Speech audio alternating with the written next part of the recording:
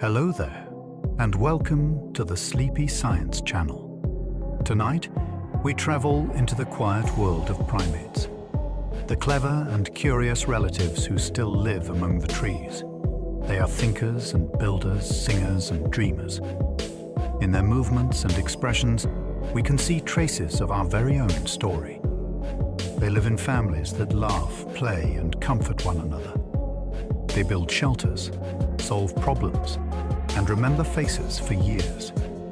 Some whisper through the branches.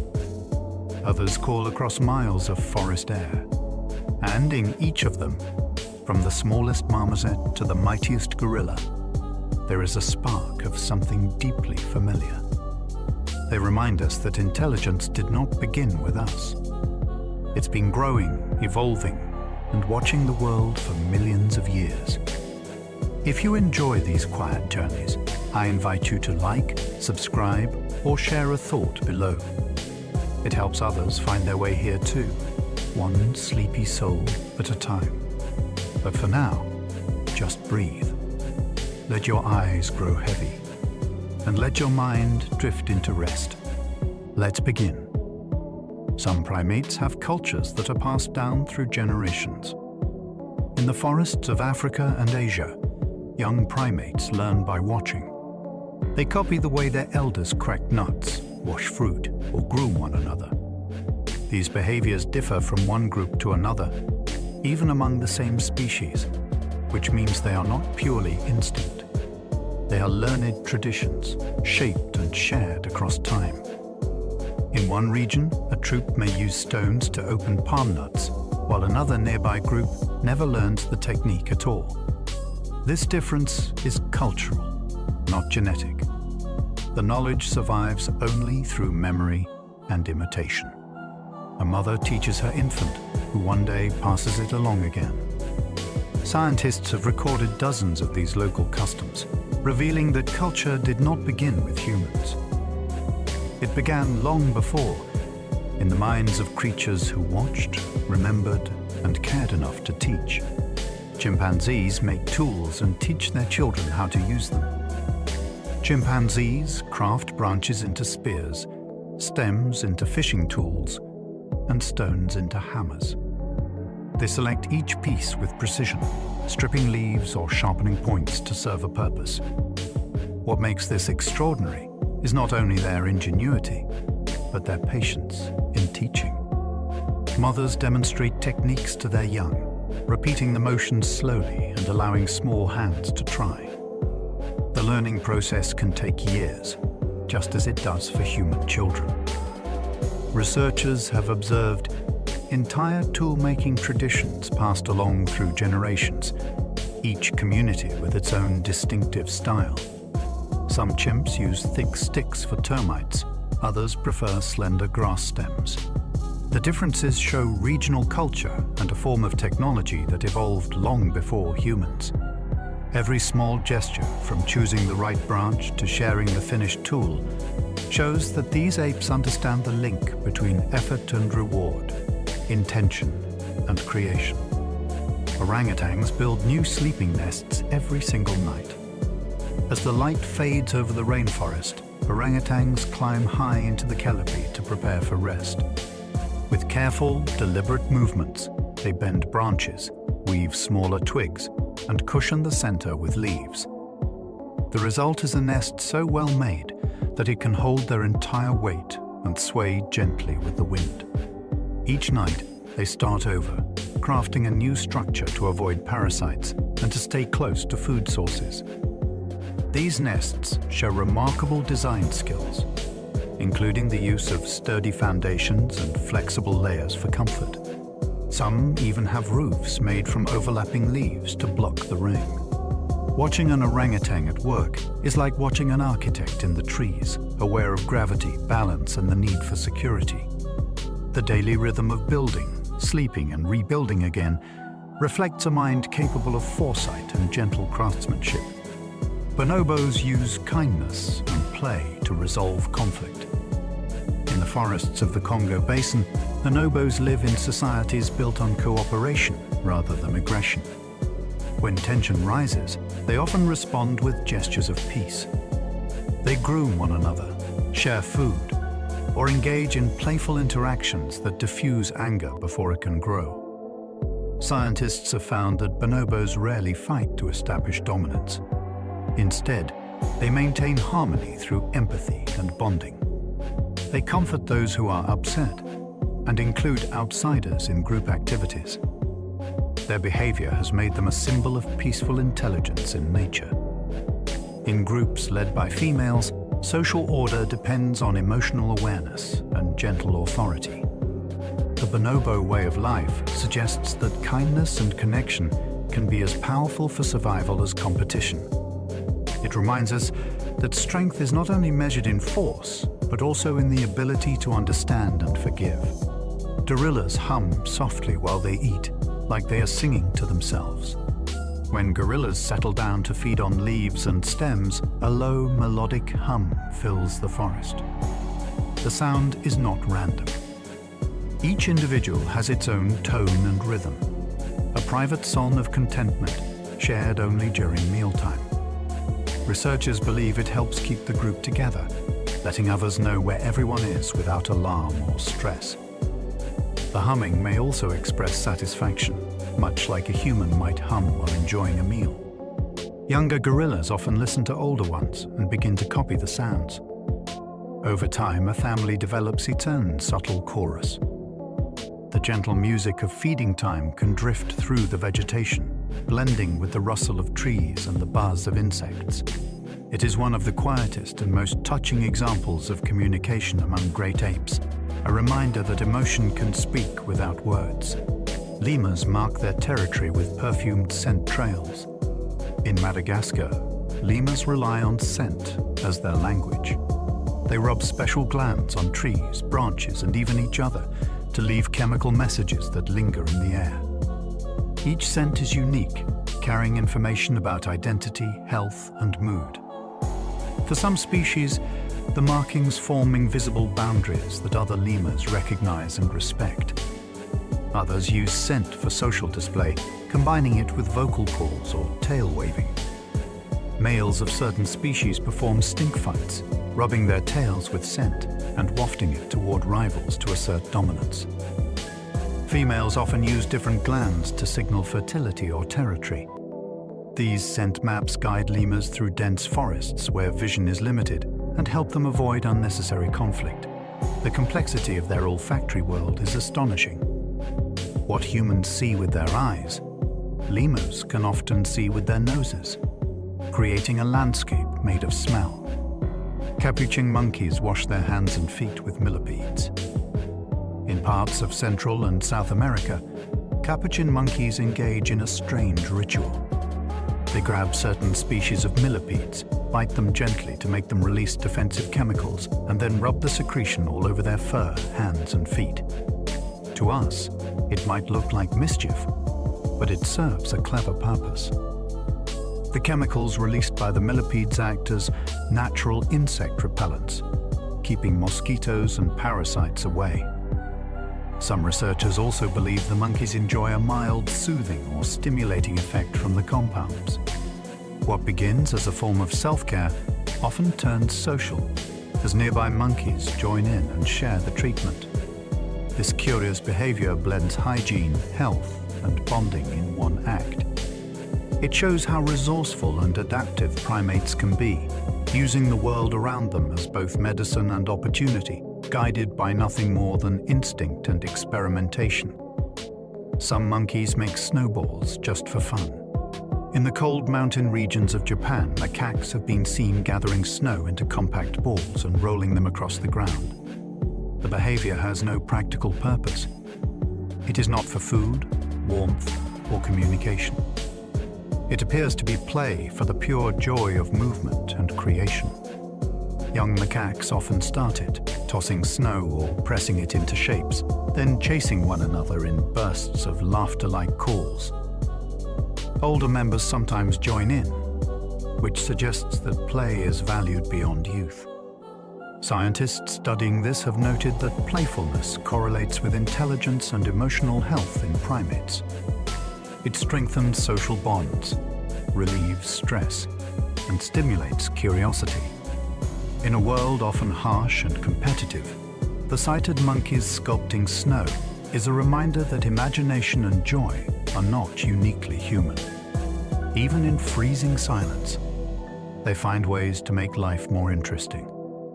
Gibbons sing duets that echo through the forest canopy. Gibbons are the poets of the treetops.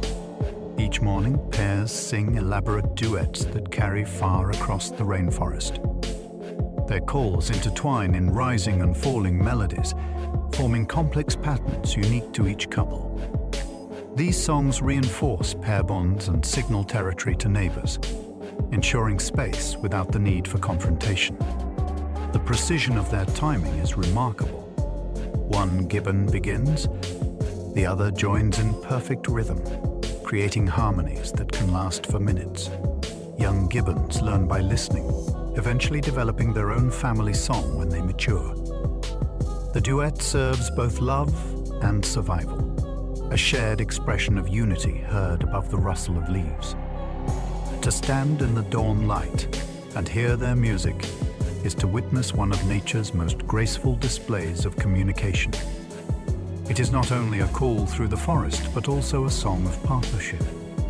Marmosets whisper to each other when they do not want to be overheard. These tiny monkeys of South America live in close-knit families where constant communication is essential. Yet when danger lurks nearby or when a private moment is needed, they lower their voices to an almost inaudible murmur. The whispers are soft, but carry detailed information. Scientists discovered this behavior through sensitive microphones that picked up the subtle tones. It shows a sophisticated awareness of social context and sound control, rare in animals. Marmosets modulate volume based on who is listening and how close others are, much like humans choosing when to speak quietly. The ability to whisper likely helps them avoid predators and maintain harmony within the group. It also reflects an emotional intelligence capable of restraint and consideration.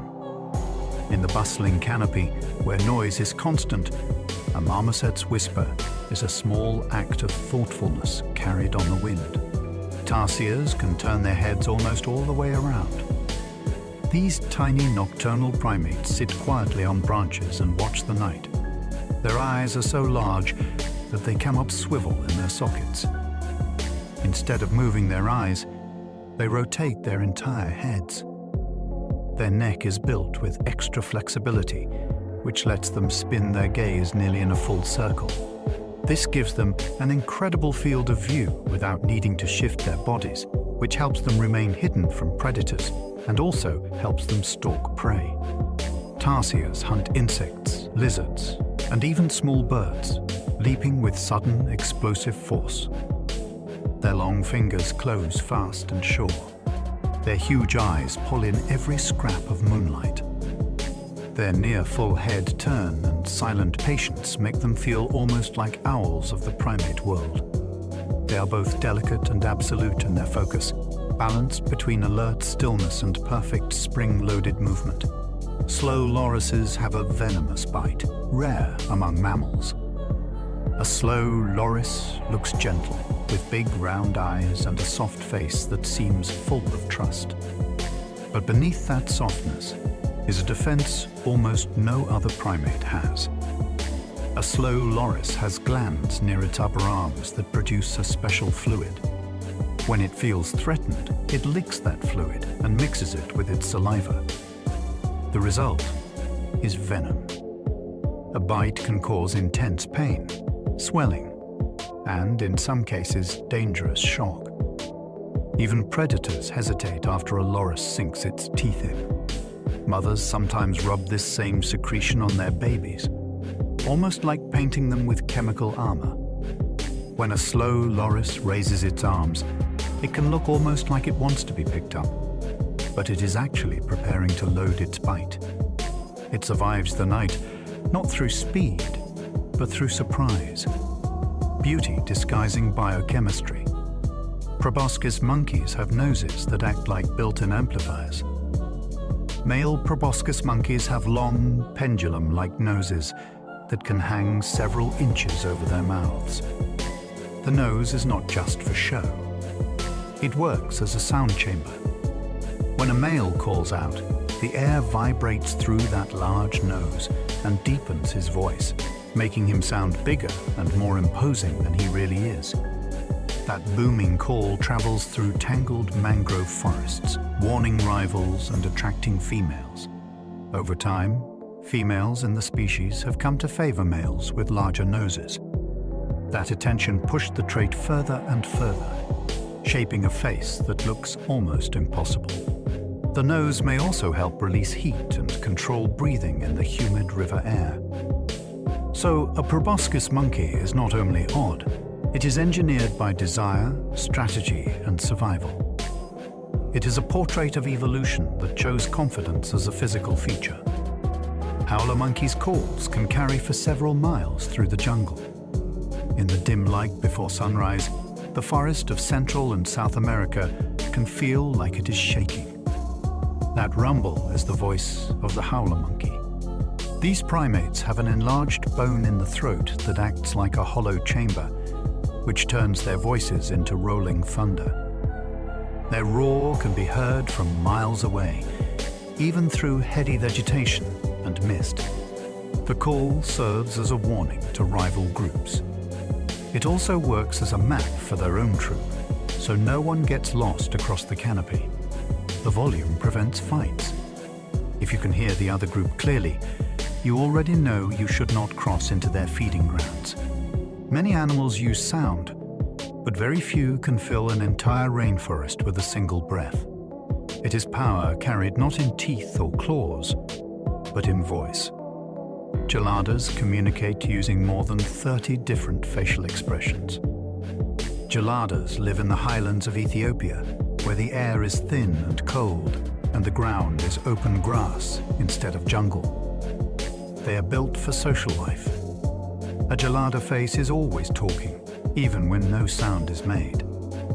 Scientists have recorded more than 30 distinct expressions used in everyday life. A flick of the eyes, a slight pull of the lips, a flash of gums, a tightening of the brow. Each tiny movement carries meaning. Curiosity, annoyance, invitation, warning, comfort. Because geladas live in very large groups, sometimes hundreds moving together like living rivers of fur, this silent language helps prevent constant conflict. A small disagreement can be calmed with one shared look. A young animal can ask for safety without a single call. This level of facial control and emotional signaling is so advanced that it feels almost conversational. Mandrills have faces that glow with natural pigments brighter than any other mammal. A dominant male mandrill is astonishing to behold. His face shines with vivid bands of red and blue, and the same bright colors continue across his body. The skin itself is colored, not the fur. The brightness is caused by the way tiny ridges in the skin scatter light. It is not paint. It is living light. The more powerful the male, the more intense the color becomes. High-status males also show brilliant color on their hindquarters, which they display during social encounters, almost like wearing a royal banner. These colors are used to attract mates and to warn off rivals without fighting. Even the eyes seem to sit in a mask. Early explorers thought people must have painted them. The truth is better. The mandrill does not need decoration. The mandrill arrives already wearing ceremony. The eye finds insects by tapping on wood and listening for hollow sounds. An eye moves through the night forests of Madagascar like a careful detective. It taps its long, thin middle finger again and again along a tree branch, listening closely to the echo that comes back. When the echo rings just right, the eye knows there is a tunnel inside the wood, carved by a hidden grub. It then gnaws a hole with teeth that never stop growing. and slides that same eerie finger deep into the bark to fish the insect out. This style of foraging is called percussive hunting. It is incredibly rare among mammals and is more like the behavior of a woodpecker than a typical primate. Everything about the eye is adapted for this job. Oversized ears, rodent-like teeth, that skeletal finger. It is unlike any other primate on Earth, and it thrives by being strange. Spider monkeys can swing between trees faster than a person can run. Spider monkeys live high in the canopy and move with breathtaking speed. Their arms are long, their shoulders are flexible, and their tails act like a strong extra limb that can curl, grip, and even support their entire body weight. They travel using a style of motion called brachytion, where the body swings forward and the next hand is already reaching for the next branch. This lets them glide through the forest in smooth waves of motion. Over open gaps, they can cross distances in seconds that would take a human on the ground many long minutes to navigate through tangled growth and uneven terrain. High-speed travel also keeps them safe. Few predators can match them in the upper layers of the forest. Watching a spider monkey in motion feels like watching gravity lose the argument. Sifacars move across the ground by hopping sideways like dancers. Sifacars are elegant lemurs found in Madagascar. In the trees, they launch from trunk to trunk in long, floating leaps, catching branches with powerful legs and gripping hands. On the ground, they look completely different. They stand upright, arms raised for balance, and move in a sideways hopping gait. Each bound is deliberate and rhythmic, almost like a practiced performance. This unusual walk exists because their hind legs are so specialized for vertical leaping that normal four-legged walking no longer works well. The sideways hop lets them stay upright and alert, while also moving quickly between patches of cover. For a moment, they almost resemble a tiny person in a white coat, gliding from one safe place to another. It is one of the most distinctive movement patterns in any primate, and it turns simple travel into something that looks like dance. Colobus monkeys have no thumbs at all. Colobus monkeys are leaf eaters that spend most of their lives in the treetops. Unlike most primates, they do not have full thumbs. Instead, where a thumb would normally be, there is only a small nub. At first, this sounds like a disadvantage. In reality, it is an advantage for their style of life. Their hands become hook-shaped, perfect for fast swinging from branch to branch without anything getting in the way. They move with smooth efficiency and almost never get tangled. Their stomach is also unusual. It is divided in a way that helps them break down tough leaves, almost like the stomach of a grazing hoofed animal. This allows them to survive on plant material that many other monkeys cannot digest. They are built for a calm life in the canopy, efficient, quiet, and specialized for a world of green. Some primates share food with complete strangers. In many animal species, sharing is limited to close relatives. Among some primates, the rule is looser and more interesting. Individuals have been seen giving food to outsiders who are not family and not allies. Sometimes this happens after a newcomer arrives from another group. Instead of driving that newcomer away, a resident offers fruit or a piece of gathered food. This can calm tension, reduce the risk of conflict, and build a possible future bond. In other cases, males offer food to females as a gesture that may later create trust. The gift is not instinct in the simple sense. It appears thoughtful. It even seems strategic. To hand over something valuable that you could eat yourself shows an understanding of long-term benefit. It may be the early shape of generosity, negotiation, and diplomacy in the primate world. Chimpanzees remember the faces of friends for decades. A chimpanzee can see a face from long ago and know exactly who it is. Studies have shown that chimps can recognize individuals they have not seen for many years and react instantly with excitement, caution, or curiosity, depending on the history of that relationship. This long memory suggests a social mind that keeps track of alliances, rivalries, and debts across large stretches of time. It is not just a blur of familiar and unfamiliar. It is specific. That one was kind. That one was dangerous. That one once shared food. A troop of chimpanzees lives in a shifting web of loyalties, power, and partnership. Being able to remember who is who and what they did matters for survival. It affects who gets grooming, who gets protection, and who gets warning calls in moments of alarm. Gorillas mourn their dead with visible sadness. When a gorilla loses a family member, the reaction can be quiet and full of weight. Group members often stay near the body. They touch it gently. They sit close and remain unusually still. Mothers have been seen carrying deceased infants for long periods, refusing to let go, as if some part of them is still hoping the small body will wake. Other gorillas sometimes approach the mother slowly, offering contact and support. During this time, play and exploration drop. Voices soften. Movement slows. The entire group seems to feel the change. It does not look like confusion. It looks like grief. This kind of response tells us that gorillas do not only live moment to moment. They form bonds deep enough that absence has weight. They feel when a presence becomes memory. Bonobos share food even when they are hungry themselves. Bonobos live in communities where cooperation is a core survival strategy.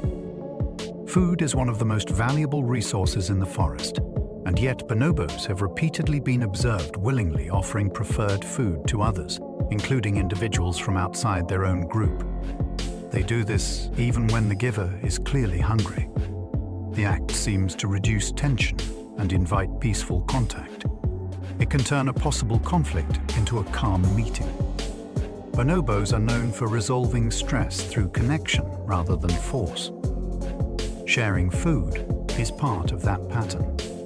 It says, "I am not a threat. You do not need to fear me."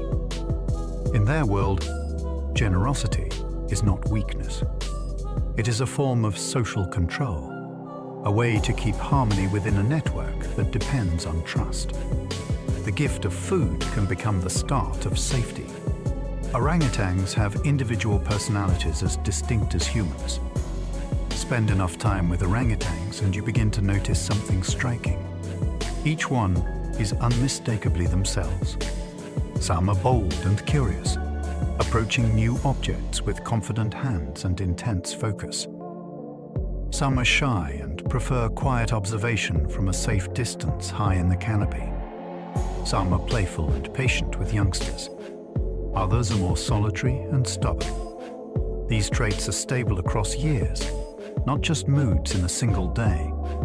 Caregivers and field researchers can often describe an orangutan the way a person might describe a relative: calm, mischievous, thoughtful, moody, gentle.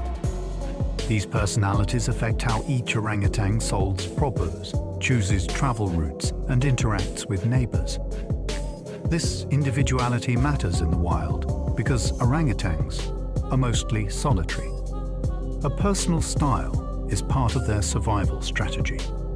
Their minds are not copies. They are singular. Capuchins have been seen comforting others with gentle hugs. Capuchin monkeys live in tight social groups that depend on cooperation and shared awareness. When one individual becomes distressed, perhaps after losing a fight or being chased away from food, another capuchin may approach quietly and wrap its arms around the upset monkey. The contact is slow and continuous. There is no struggle in it. The calmer individual sometimes also grooms the fur of the other, which lowers tension and heart rate. This looks very similar to human comforting behavior after fear, shock, or embarrassment. The goal seems to be reassurance. You are not alone. You are still part of us. This kind of emotional caregiving builds social strength inside the group. It reduces the chance that conflict will tear bonds apart. It also shows that empathy in primates is not only mental, it is physical and deliberate. Some monkeys hold grudges for years after a betrayal. Social life among primates is not only about friendship, it is also about memory of harm. In several monkey species, an individual who was chased, bitten, or refused help in a past dispute will sometimes refuse to cooperate with that same rival long after the event. This can last for seasons, even years. The offended monkey may deny grooming, deny supporting future conflicts, or deny access to food-sharing circles. The grudge has a purpose. It teaches others that actions have consequences and that status can fall if trust is abused. It also gives power to smaller individuals. You may win this fight today, but the cost will follow you. This accounting of social debt is an early form of politics. It shows planning, restraint, and a kind of cold bookkeeping that stretches beyond the moment. Gibbons mate for life and sing together every morning. Many gibbon species form long-term pair bonds. A mated pair travels together, raises young together, defends territory together, and greets the new day with a duet. Their voices weave around one another in looping patterns that can carry across long distances of forest. The timing is so precise that it almost sounds rehearsed. Each partner knows exactly when to rise, when to drop, when to hold a note to leave room for the other to answer. The song is both a declaration and a promise. It says this place is ours and we belong to each other. Younger gibbons learn the local style of song and sometimes practice on their own, the way a child might hum a favorite melody. The duet is more than noise. It is a living record of partnership. Marmoset fathers carry the babies almost all the time. In many primate species, mothers do most of the direct infant care. Marmosets, however, share that work in a very unusual way. Fathers, and often older siblings as well, carry the tiny babies for most of the day. The mother mainly takes the infant back when it is time to nurse. After that, the baby returns to the arms or back of the father or helper. This spreads the effort of childcare across the whole family. It also allows the mother to recover more quickly, which is important because marmosets often give birth to twins. The constant carrying by multiple caretakers teaches the young to be social from the start. The infants know many hands, many scents, many heartbeats. They grow up inside a net of protection and attention, not just a single bond. Lemur troops have matriarchs that lead the entire group. In many lemur species, females hold the highest status. A dominant female decides where the group feeds, where it travels, and when it rests. She can displace males from food and will defend her position with confident force if challenged. This leadership structure shapes daily survival. It also stabilizes the troop because offspring often inherit social position from strong, established mothers. In harsh seasons, such as a long dry spell in Madagascar, this female-led order can make the difference between holding territory or losing access to critical fruit and flowers. Young lemurs observe this hierarchy from the beginning.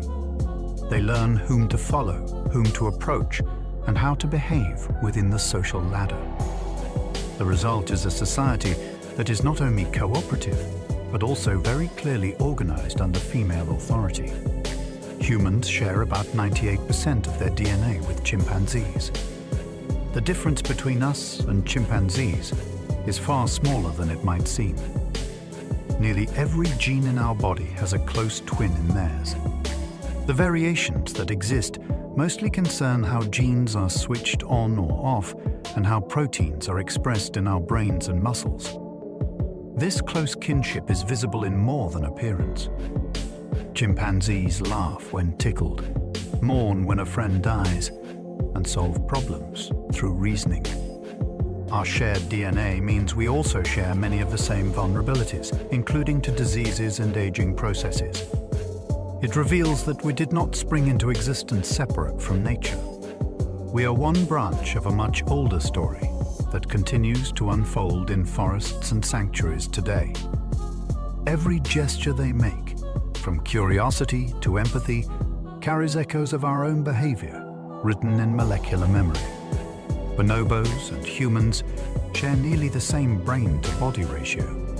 Among all primates, bonobos stand out for their intelligence, creativity, and emotional depth.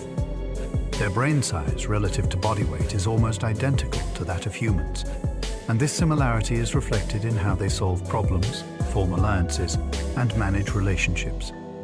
They recognize patterns, use gestures with intention, and demonstrate long-term memory. Bonobos are also known for their empathy, resolving conflict with calm interaction instead of aggression. Their emotional range and awareness suggest a kind of early morality rooted in compassion rather than dominance. When they share food or groom a rival, they are not following simple instinct. They are making choices that support peace within the group. The closeness of our brain proportions is more than anatomy. It is a shared architecture of thought, showing that intelligence can arise in many shapes, guided not only by power, but by kindness. Gorillas have unique fingerprints just like us. Every gorilla has ridges and whorls on their fingertips that form patterns unlike any other individual. Even identical twins among humans have different fingerprints, and gorillas follow the same rule. These fine details serve the same purpose they do in us, improving grip and touch sensitivity. Scientists can identify gorillas by their prints on surfaces, just as investigators use prints to identify people. This feature reflects our deep evolutionary connection, preserved across millions of years of shared ancestry. The patterns develop before birth and remain unchanged for life. No environment or experience can erase or duplicate them. Holding a gorilla's hand, one would see the same swirling signature of individuality that defines us. It is an unexpected reminder that identity is not an invention of language or culture. It already existed in the fingertips of creatures who shaped the world with gentleness and care. Some monkeys can recognize themselves in mirrors. When a creature understands that its reflection is not another animal but its own image, it shows a sense of self. Very few species can do this. Certain monkeys, such as rhesus macaques trained with small mirrors and markings, have demonstrated signs of self-recognition. They touch or inspect the spot on their body where a mark appears, rather than reacting to the reflection as if it were another individual. This understanding suggests awareness that goes beyond instinct. It requires memory, perception, and a model of oneself. Self-recognition is linked to empathy and planning, abilities that depend on understanding one's own existence. In the shimmering surface of a mirror, the boundary between animal and person grows thin. The monkey does not see a rival. It sees a self, fragile and curious, reflected back through the simplest tool of all, a piece of polished glass. The human lineage split from chimpanzees roughly 6 million years ago. At some point in deep time, an ancient population of ape-like ancestors began to change. Some stayed in the forests. Others adapted to life on open ground. Over thousands of generations, that difference widened until two branches formed, one leading to modern chimpanzees and one to us. Fossil evidence places this separation around 6 million years ago, during a period of shifting climates and expanding grasslands. Early humans began walking upright and exploring new diets, while their relatives stayed among the trees. The split was not a sudden event, but a slow unfolding of adaptations that suited each environment. Every new fossil helps fill the space between us and them, revealing a shared past written in bone. Our species did not replace theirs. We grew alongside them, each carrying a piece of that original inheritance in our blood. Our common ancestor with lemurs lived more than 60 million years ago. The oldest groups of the primate family reach far back into the age just after the dinosaurs disappeared. Small, shrew-like creatures climbed through the ancient forests of a warming planet, feeding on fruit and insects.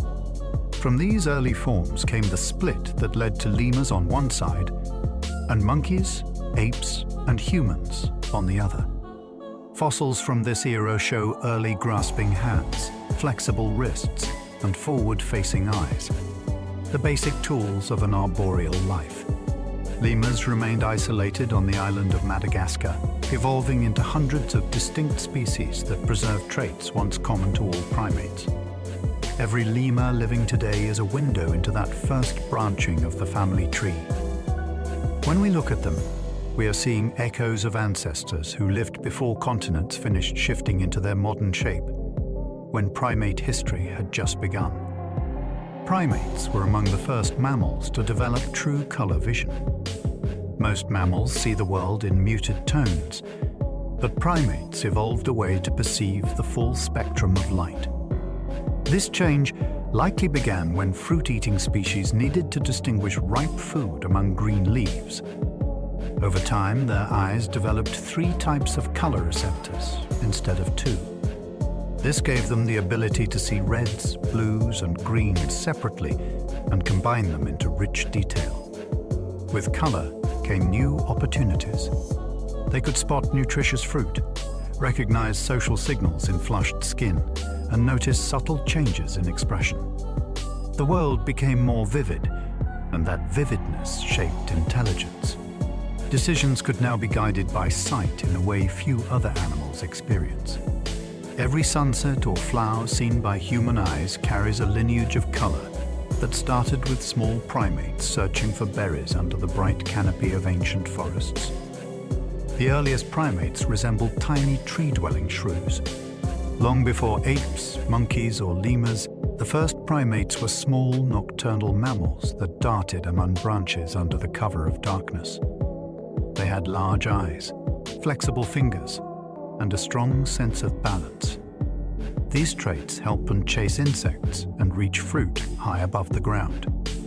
Fossils suggest they lived about 65 million years ago, during a time when the world was recovering from the extinction that ended the reign of the dinosaurs.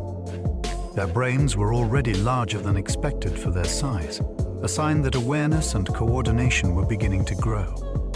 From such small beginnings came the vast range of primate forms that now exist, from the smallest marmoset to the largest gorilla.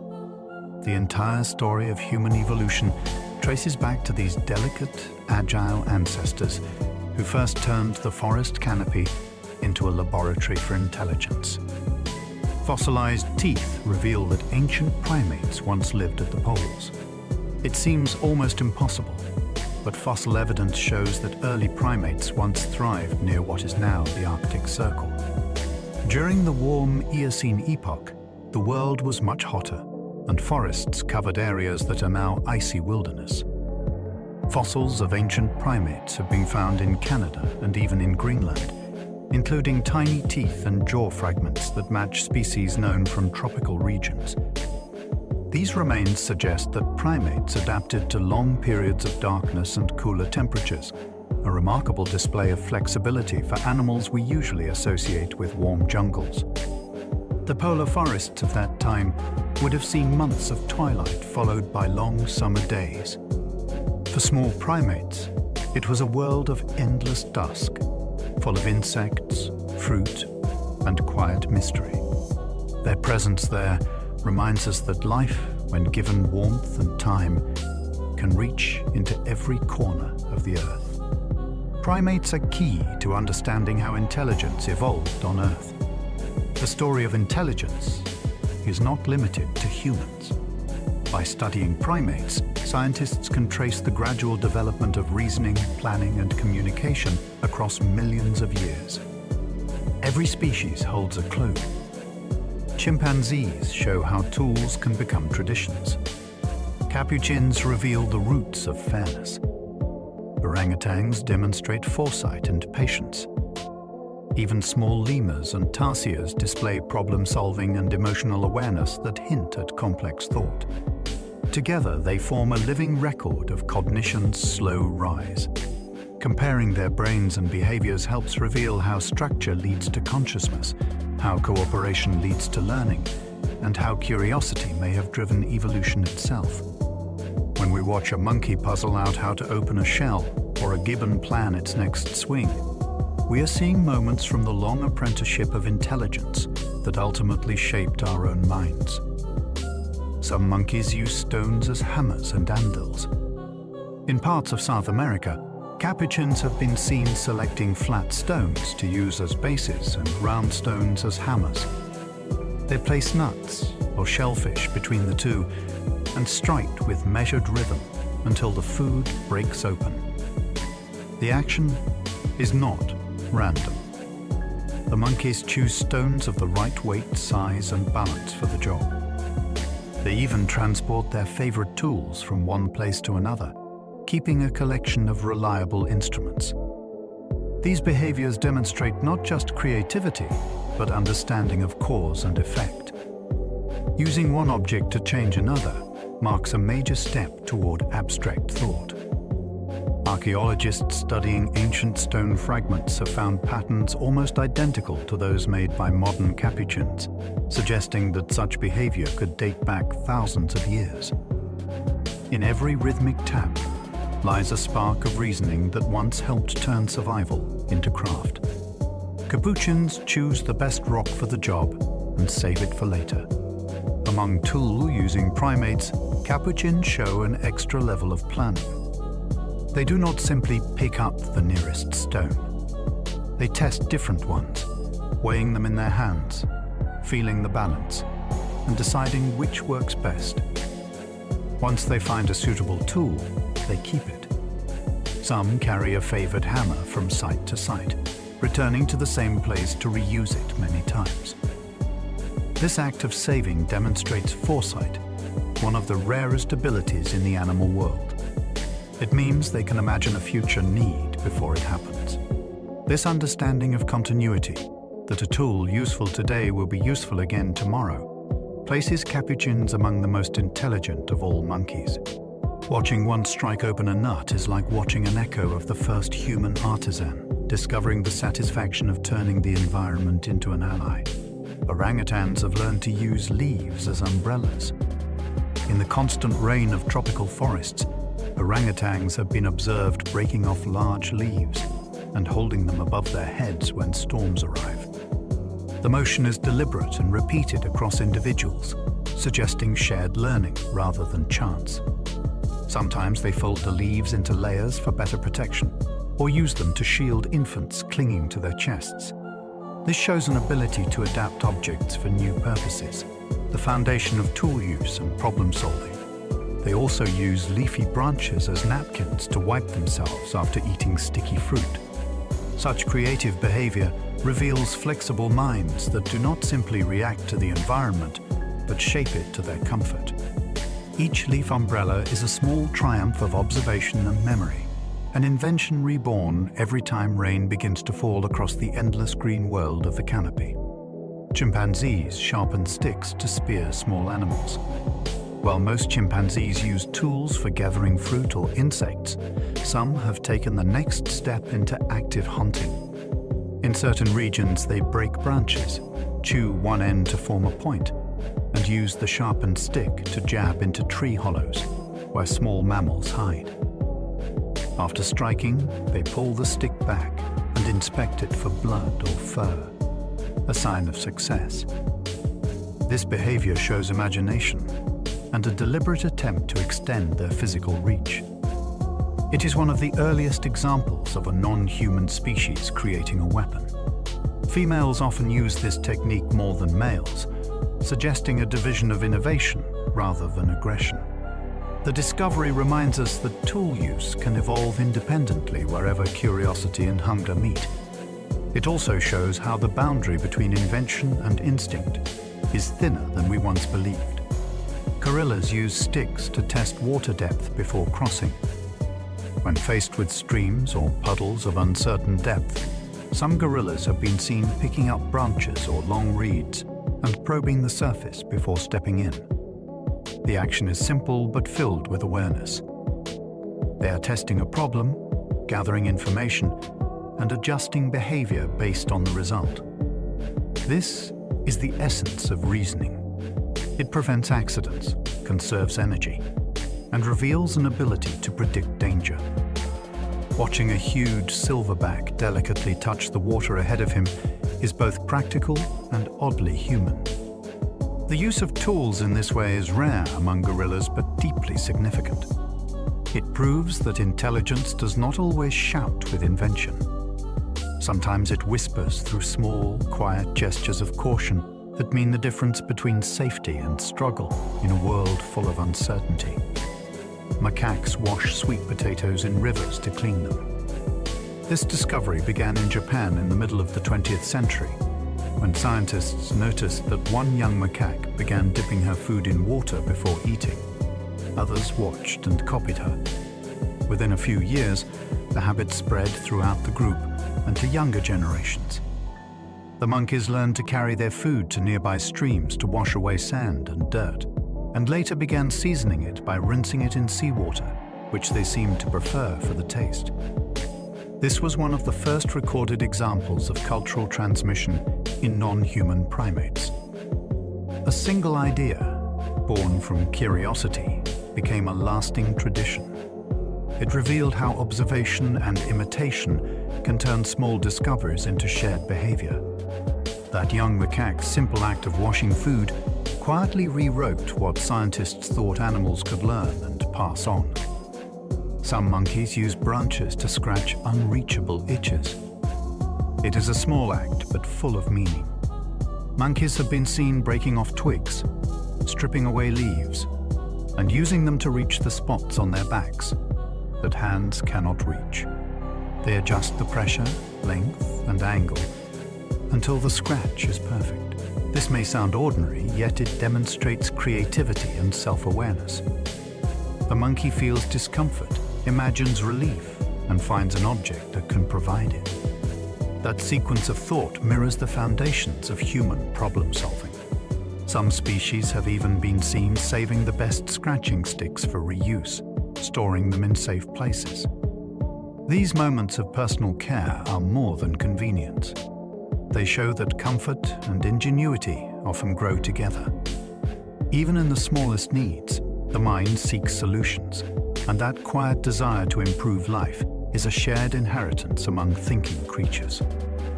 Chimpanzees fashion leafy sponges to drink from tree hollows. When rainwater collects inside the hollows of trees, chimpanzees will pluck handfuls of leaves, fold them into tight wads, and dip them into the water. The leaves absorb the liquid, creating a sponge that can be lifted to the mouth and squeezed dry. The entire process shows forward planning and motor precision. Some chimps modify the shape of the sponge to fit the depth of the hollow, or choose softer leaves that hold more water. These handmade tools are often reused, and young chimps learn by watching their elders. This practice may be one of the earliest forms of tool crafting, using available materials to bridge a limitation. The leaf sponge is elegant, quick to make, and entirely biodegradable. In each sip is an expression of intelligence that blends necessity with the first spark of creative design. Orangutans once learned to paddle canoes by watching humans. In certain forested regions of Indonesia, orangutans living near research sites have been observed imitating people who used small boats to cross rivers. They watched carefully as the boats moved, noted how the paddles worked, and on several occasions climbed into empty canoes to experiment. Some even used branches as makeshift paddles, moving the boat short distances across calm water. The behavior was never taught. It arose purely from observation and curiosity. This shows that orangutans not only notice but also understand cause and effect beyond their normal environment. They can transfer knowledge from one situation to another, a key feature of advanced learning. The image of an orangutan sitting upright in a canoe guiding itself gently down the stream feels almost symbolic of intelligence itself. Patient, watchful, and always reaching for what lies just beyond. Familiar ground. Tool use among primates may have existed for millions of years. The idea that animals could shape their environment was once thought uniquely human, but evidence now suggests otherwise. Fossils and archaeological findings from Africa and South America show stones with wear patterns identical to those made by modern primates cracking nuts. These tools are at least several thousand years old, and the behavior that created them may stretch back millions. Such discoveries indicate that tool use is not a sudden leap, but a continuum that began long before humanity emerged. Every generation of primates that struck stone against shell added one thread to that ancient lineage of invention. The urge to experiment, to try, to create something useful seems woven into the fabric of life itself. Long before our ancestors learned to spark fire, another set of clever hands had already begun turning the natural world into an instrument of survival. Some monkeys form unlikely friendships with deer and wild boars. In the forests of Asia, certain macaques and langurs have been seen forming gentle partnerships with deer and wild boars.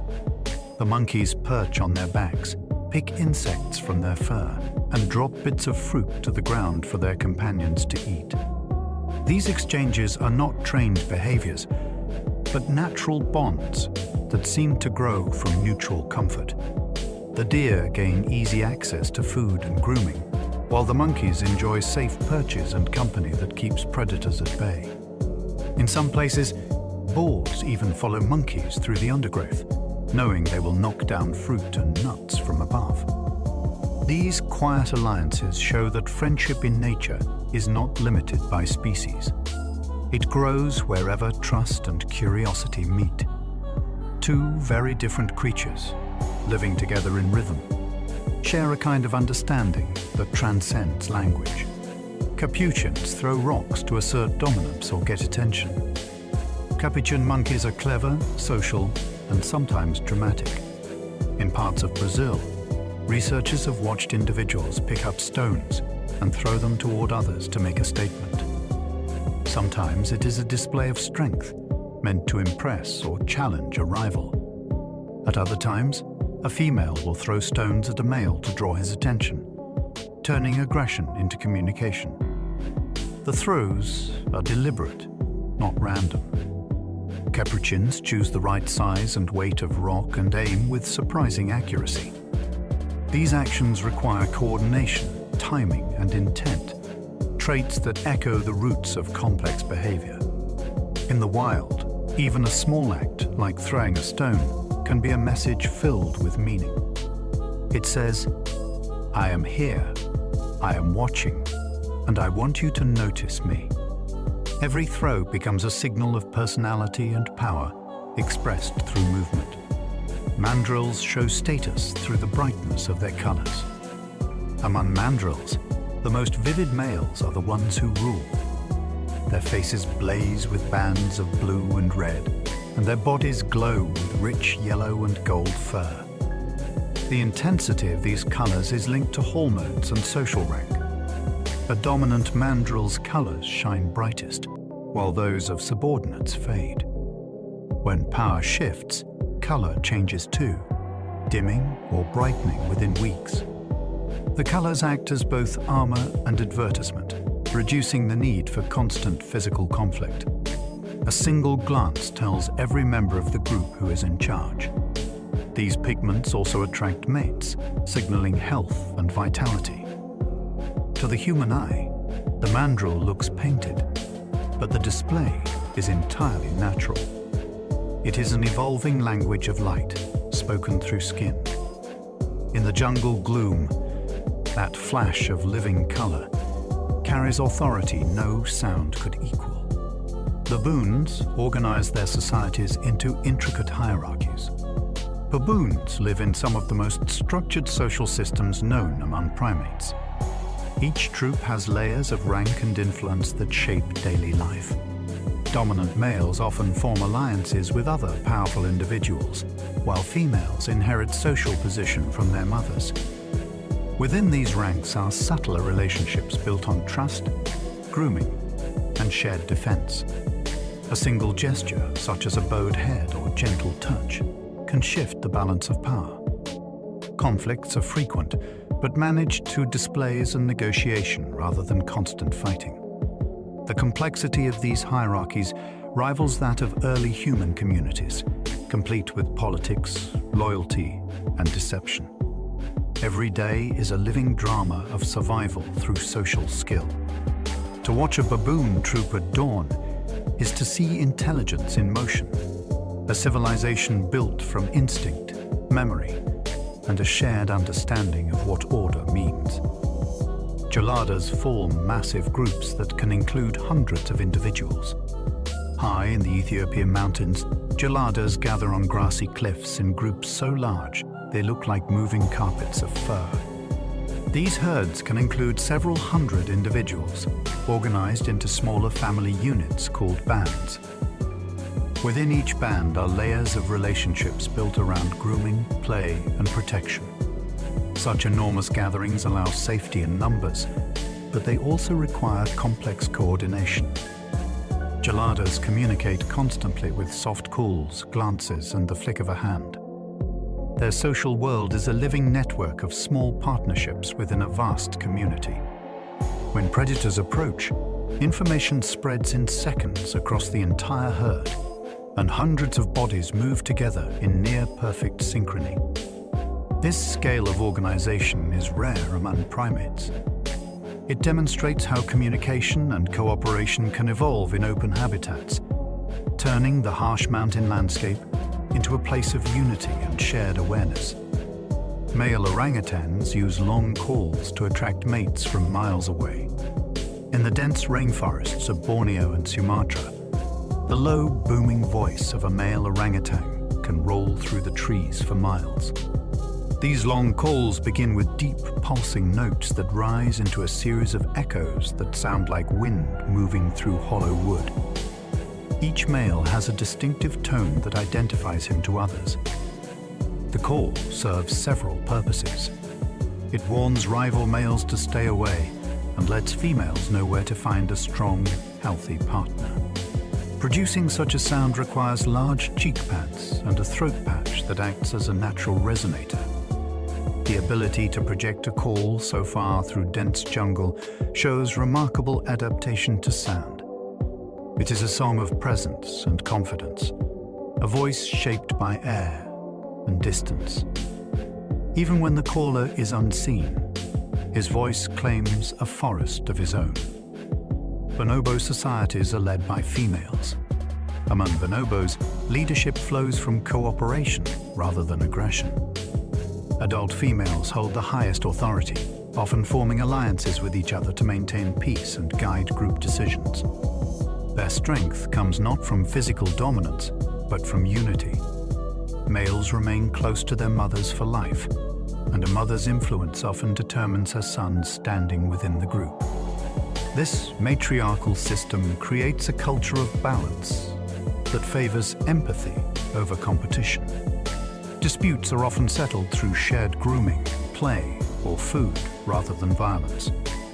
The result is a society where aggression is rare and relationships are carefully maintained.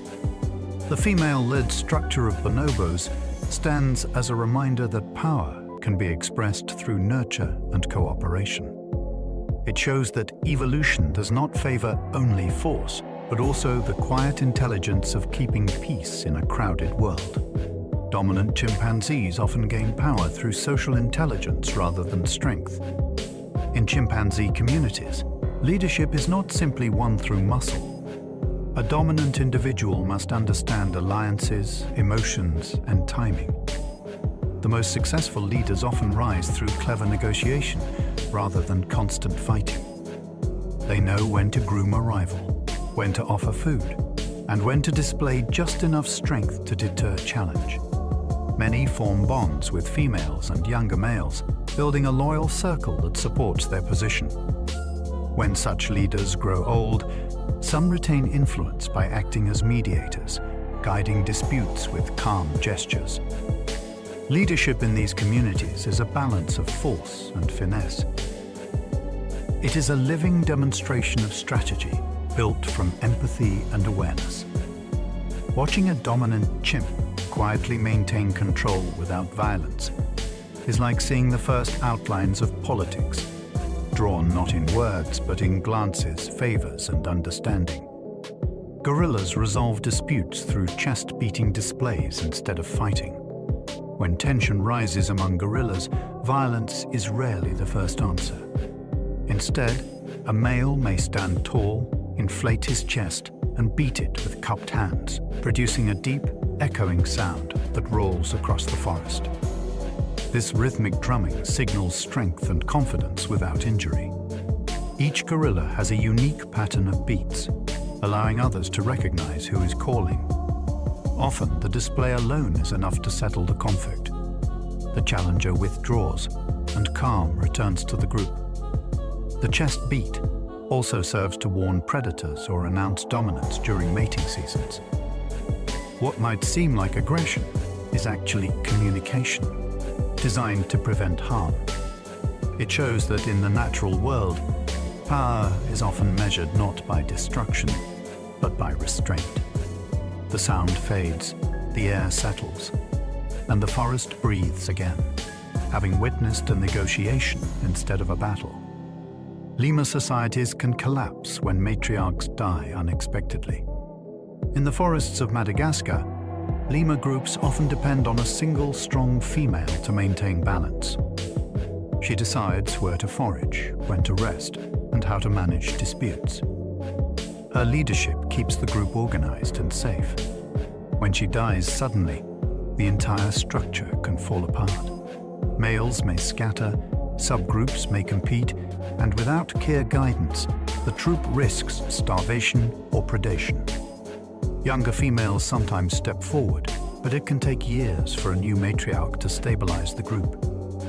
This fragile dependence shows how deeply social order runs in primate life. Leadership is not only about control. It is about memory, cooperation, and continuity.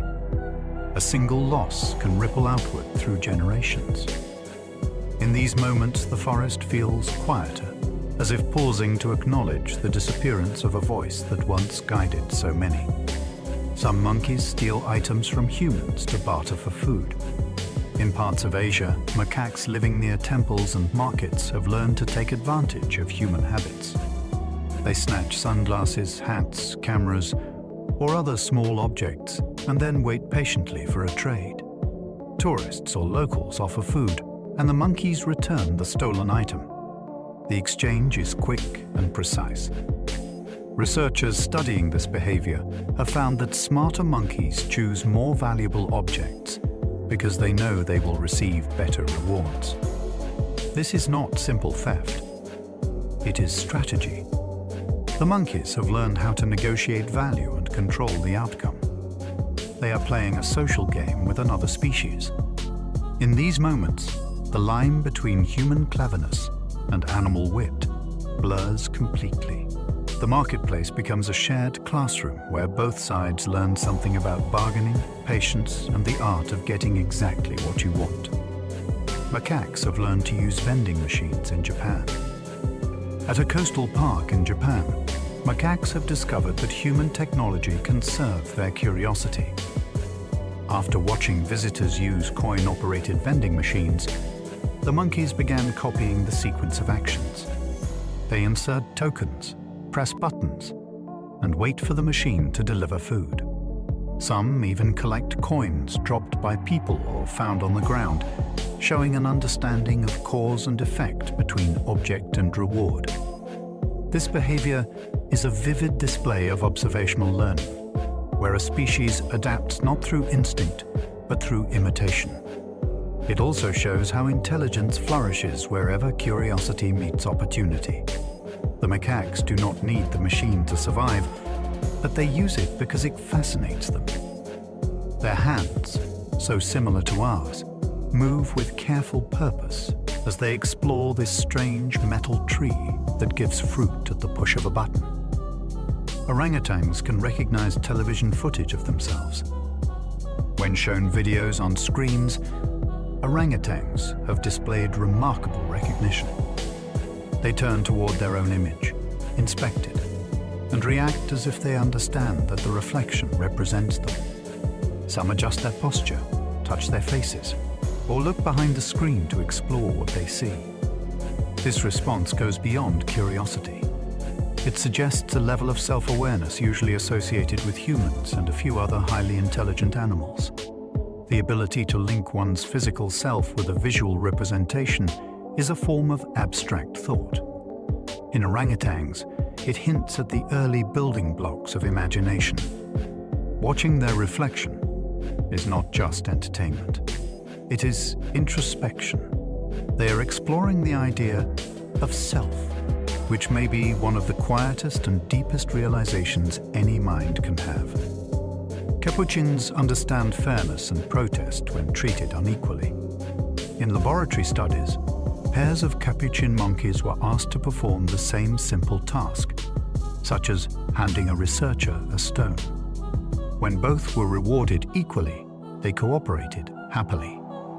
But when one received a better treat than the other, the slighted capuchin often refused to continue. Some threw the food back. Others turned away in visible protest. This reaction shows that they recognize inequality and respond emotionally to it. Fairness is not a human invention. It is a sense that seems rooted deep in the social mind. In the wild, this awareness may help maintain cooperation by discouraging selfishness. Each act of fairness strengthens trust within the group. The experiment revealed something profound. Justice is not learned through rules. It grows naturally wherever living beings must rely on one another to survive. Bonobos can interpret human pointing gestures. When a person points toward an object, most animals either ignore the gesture or follow the motion of the hand itself. Bonobos, however, understand that the gesture is symbolic. They look in the direction being indicated and search for the intended object. This comprehension requires perspective taking, the ability to imagine what another being sees or knows. Bonobos use similar gestures among themselves, guiding attention toward food or play partners. When they understand a human point, they are bridging two different worlds of communication. The gesture becomes a shared language, small but powerful. It connects species separated by millions of years of evolution through a single act of understanding. The bonobo's quiet response, a look toward the pointed direction, carries within it the same seed of cooperation that once allowed humans to build trust, teamwork, and society itself. Gorillas have been taught basic sign language. Over several decades, gorillas in captivity have learned to use a set of hand signs derived from human sign language to communicate with their caretakers. They can express simple ideas, make requests, and respond to questions. Some have even created combinations of signs to describe new objects or emotions. These interactions show that gorillas possess both memory and imagination, capable of linking symbols to meaning. When a gorilla signs the word for food, or friend, or sadness, it is not repeating an empty pattern. It is using a learned tool to express awareness. This ability bridges the gap between species, proving that language is not bound entirely to voice.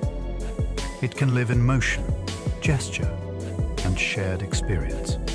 The conversations between humans and gorillas reveal intelligence shaped not by words alone, but by connection and empathy.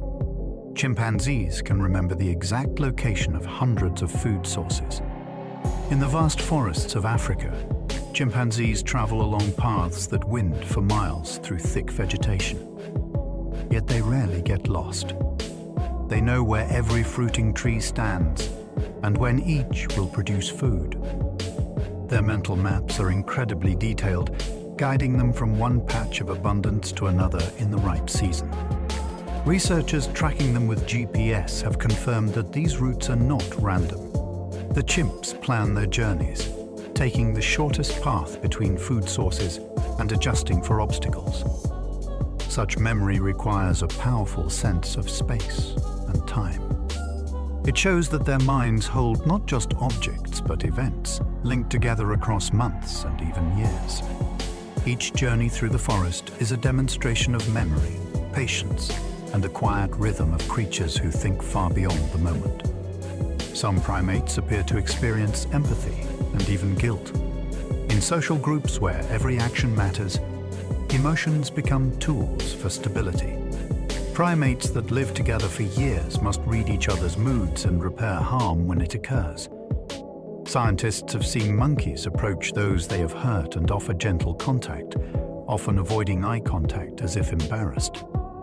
Others comfort victims of aggression, sitting beside them or grooming their fur until calm returns.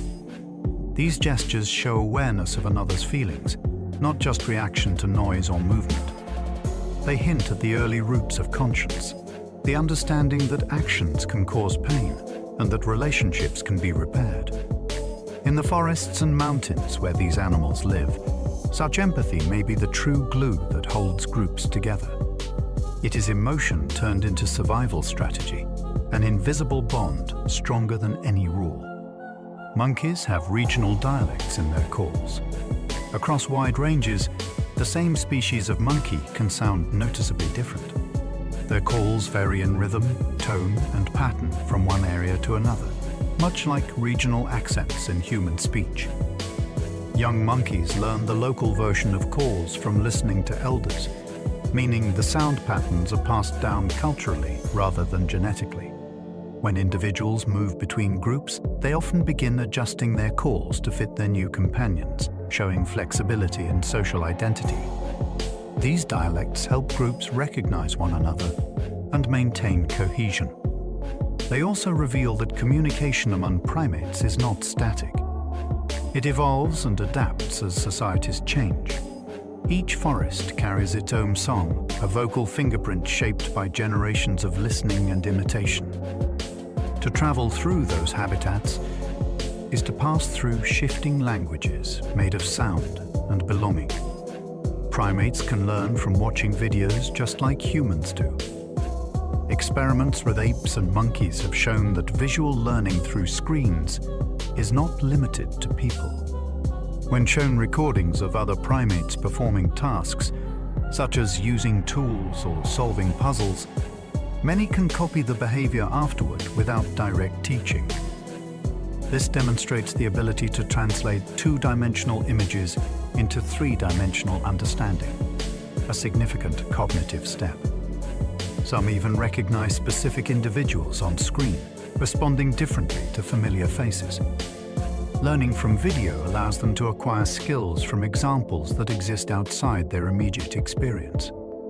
It proves that imagination and observation can combine to extend knowledge beyond direct contact. In essence, the screen becomes a window into another mind. For creatures that already learn by watching, it is a natural evolution of an old habit. They see, they think, and they remember, turning light into understanding. The pygmy marmoset is the smallest monkey in the world.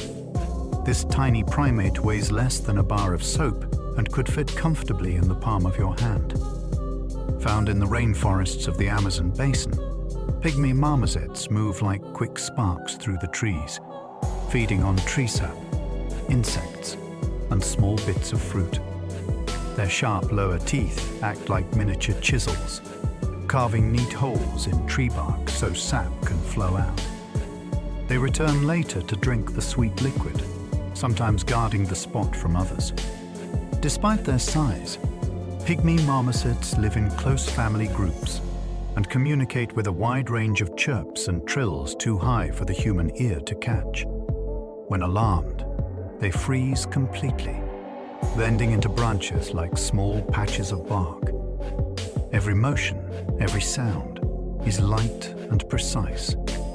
They are a reminder that even the tiniest creatures can hold entire worlds of intelligence and care. The mandrill is the largest monkey on Earth. A full-grown male mandrill can weigh more than 100 pounds, with long canine teeth and an aura of pure presence. Its face glows with deep red and electric blue ridges, and its body fur shimmers with olive and gold tones. In the dim light of the forest, those colors look almost painted.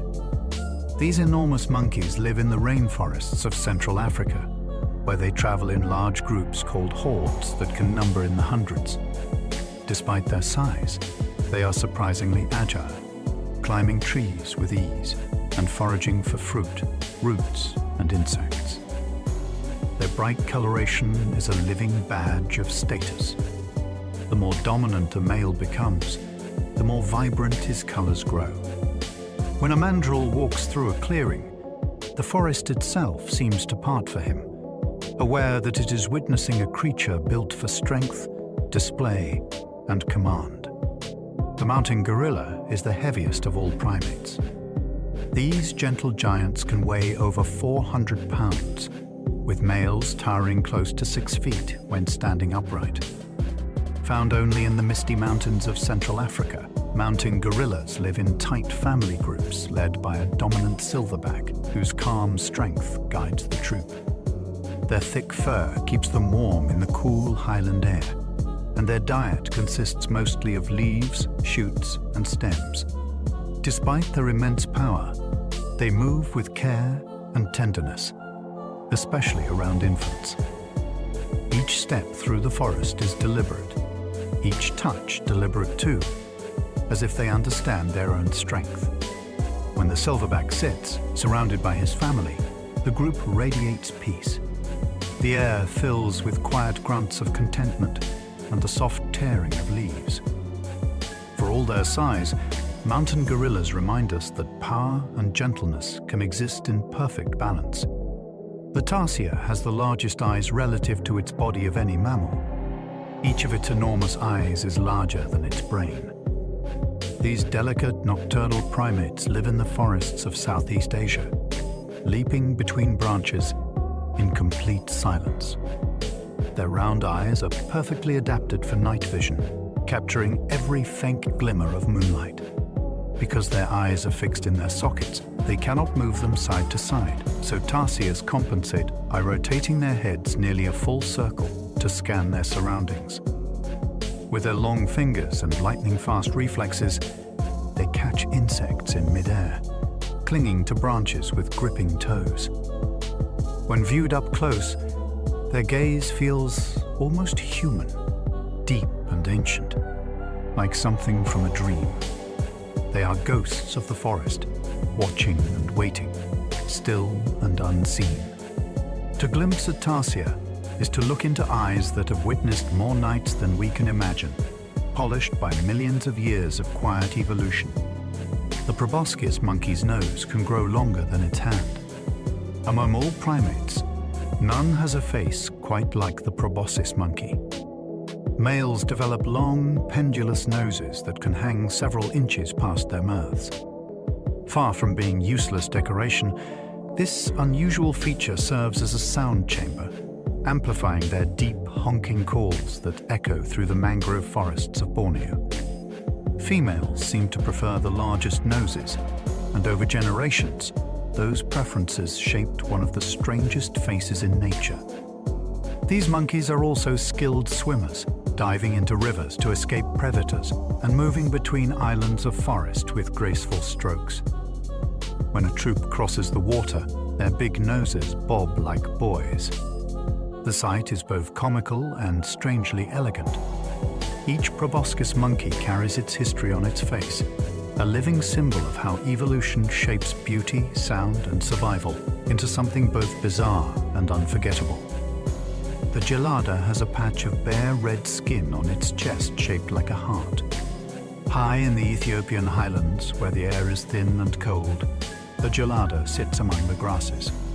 Its thick fur ripples like a cloak of gold and brown, but at the center of its chest is a patch of bare skin that glows bright red. In males, this patch becomes even brighter during the mating season, signaling health and strength to females. The shape of the mark resembles a heart, glowing as though lit from within. Because geladas spend most of their time on the ground eating grass, the patch on the chest, rather than the face, became their form of display. When they sit upright, the scarlet flare catches the light, turning the plateau into a stage of quiet competition. It is a natural badge of vitality, one that pulses in color where the heart itself beats beneath. The aiai's middle finger is longer than the rest combined. This peculiar lemur from Madagascar has evolved one of the strangest hands in the animal kingdom. Its long, thin middle finger looks skeletal, built for delicate and eerie precision. The aiai uses it to tap along tree bark, listening for hollow sounds that betray tunnels made by insects. When it hears the right echo, it gnaws a hole with rodent-like teeth, then inserts that strange finger to hook the prey from within. The movement is so fast that the eye can barely follow. This combination of hearing, tapping, and probing is unique among primates and gives the aiai an ecological role like that of a woodpecker. To watch one work in the dark is to see the forest turned into music, every tap a note in the rhythm of survival. It is proof that evolution never runs out of ideas. The uakari has a face so red it looks sunburned. Deep in the Amazon basin, the bald uakari moves through flooded forests with a face as crimson as fresh paint. Its bald head and bright skin are not for vanity, but for health and communication. The color comes from a dense network of blood vessels close to the surface, and it signals vitality to potential mates. A pale or dull-faced uakari might be sick or weak, while a bright one glows with life. Their short tails and long limbs make them agile climbers, and their loud calls echo through the treetops like laughter. In sunlight, their red faces seem to burn against the green canopy, a living warning and invitation all at once. The uakari's striking appearance tells a simple story that all creatures understand. Color is power, and health is its truest advertisement. The snub-nosed monkey survives in snowy mountains. Unlike most primates which live in warm tropical forests, the snub-nosed monkey endures bitter winters high in the mountains of China and Myanmar. Their pale blue faces peek out from thick golden or black fur as they huddle together for warmth. These monkeys form close-knit groups, pressing their bodies into tight circles during snowstorms, sometimes burying their faces in each other's fur to block the cold wind. Their diet consists mostly of lichens and bark when fruit is scarce, and they navigate icy branches with ease. Living at such altitudes means facing conditions few primates could survive, yet the snub-nosed monkey has adapted perfectly to the rhythm of the seasons. When spring returns, the snow melts and the forests bloom again, and their world fills with life once more. They remind us that even in the harshest places, community is warmth. The colobus monkey's fur was once prized as royal clothing. Centuries ago, the long black and white fur of the colobus monkey was considered a symbol of luxury and status. Traders in Africa collected the pelts for kings and nobles who wore them as cloaks or adorned their robes with the soft hair. Today, these monkeys are protected, and their coats remain on their rightful owners.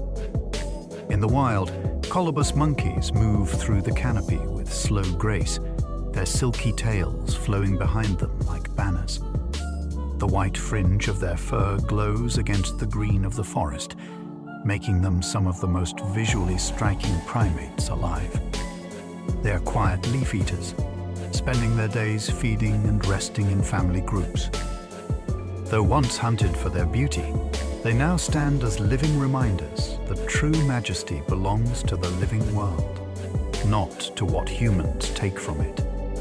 Some lemurs go into hibernation during dry seasons. On the island of Madagascar, certain dwarf lemurs perform one of nature's rarest feats among primates. When the dry season arrives and food becomes scarce, they enter a deep, energy-saving sleep that lasts for months.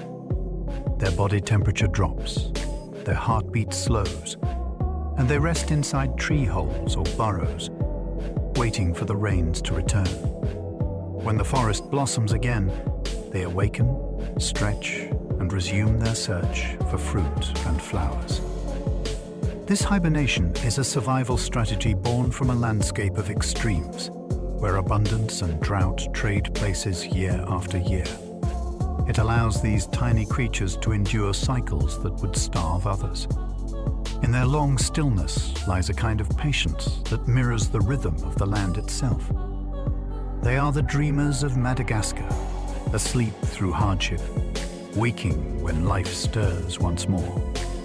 Golden snub-nosed monkeys huddle together to stay warm in freezing cold. In the snowy mountains of China, families of golden snub-nosed monkeys gather tightly during winter, their brilliant fur glowing against the white landscape. They press shoulder to shoulder, sharing body heat and comfort, while icy winds sweep through the trees. Each huddle is carefully organized. Mothers and infants stay at the center, surrounded by protective males. These gatherings can include dozens of individuals, turning the group into a living, breathing sphere of warmth. When the cold eases, they scatter across the branches again, leaping gracefully through the forest. Their cooperation is more than instinct. It is community in its purest form, built from care and necessity. Even in the most hostile conditions, they find a way to preserve not just their lives, but their closeness. The golden snub-nosed monkey survives because it has mastered the art of togetherness. Orangutans use leaves to make rain hats. In the endless rain of Borneo and Sumatra, orangutans have discovered a simple but brilliant trick. When the skies open, they pluck large leaves from nearby branches and hold them above their heads like umbrellas. Some fold them into cones. Others fashion quick hats by layering several leaves together. They also use the same technique to shield their infants from heavy rain, or even from the harsh tropical sun. This creative use of tools reflects the orangutan's remarkable intelligence and adaptability. Each generation seems to learn from the last, refining the technique through observation. It is a beautiful example of how innovation can arise from calm observation rather than force. In every leaf they lift, there is quiet evidence of thought, a mind that sees the world not just as a home, but as a toolbox waiting to be explored. Capuchins rub plants and fruit on their fur to repel insects. Capuchin monkeys often practice what looks like an ancient ritual. They gather aromatic plants, citrus fruits, and certain insects, crush them into pulps, and then rub the mixture all over their bodies. This coating acts as a natural insect repellent, keeping mosquitoes and biting flies away. Some species even appear to take turns anointing one another, turning the act into a social experience. Scientists believe they may also enjoy the cooling or soothing sensations from the oils and juices they use. Watching a group of capuchins methodically applying their herbal concoctions is like seeing the earliest form of medicine and self-care. They are experimenting, learning, and sharing. The forest gives them everything they need, and they know how to use it. Their ritual is both hygiene and art, a fragrant echo of intelligence passed quietly through time.